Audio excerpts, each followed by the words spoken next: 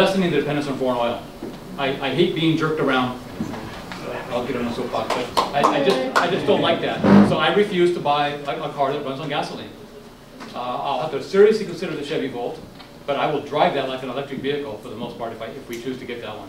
But we're going to see, we're going to have a lot of choices between 2010 and 2012. Then if you just take, say, a 25 mile per gallon vehicle, that's 18 cents. You know, a 25 mile per gallon gasoline vehicle that a lot of people have, that's 18 cents per mile that you're using just for fuel.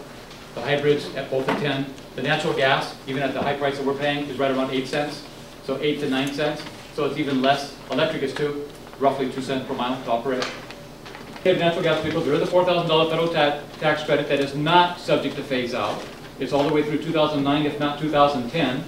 You get it one time, the year that you take delivery of the vehicle. The 3000 State Alternative Fuel Vehicle Incentive Program, this is a program that is in effect right now, up and through March 2009, that will send you a check back. It's not tied in with taxes. You take delivery of the vehicle, one-page application, a copy of the purchase agreement, a copy of the registration, a copy of your utility bill to prove you live in California, and then you wait 3 to 6 months to get your check. But it'll come, as long as you're in the system before March 2009. They have to spend the money by June 2009 next year.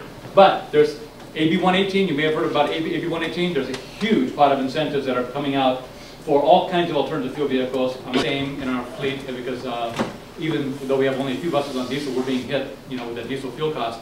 But now we're getting a rebate, a federal tax credit, even though we don't pay taxes.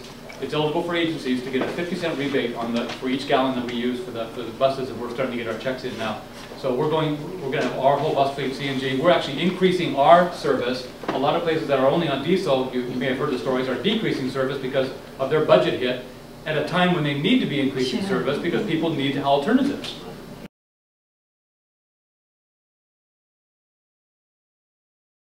The flammability rate for natural gas is very, very small compared to gasoline.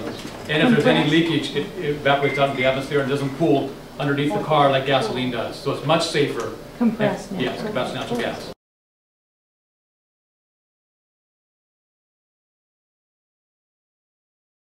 What I saw was 117 years worth of known storage that we can tap into right now. If everybody had one?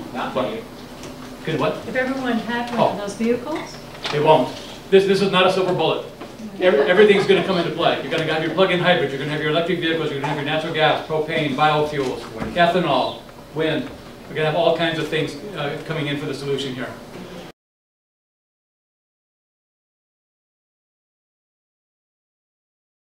But if you can get the ears of somebody, or you're a good friend with somebody on the council or mayor, and say, this is, but have your ducks in a row, and here, we need to do this, and look what the benefit would be here, and to fit in with the objectives of what we're trying to do, is to get them to buy into it, and then to have it work down. I mean, doing that is finding which department would make sense. Usually it's Public Works.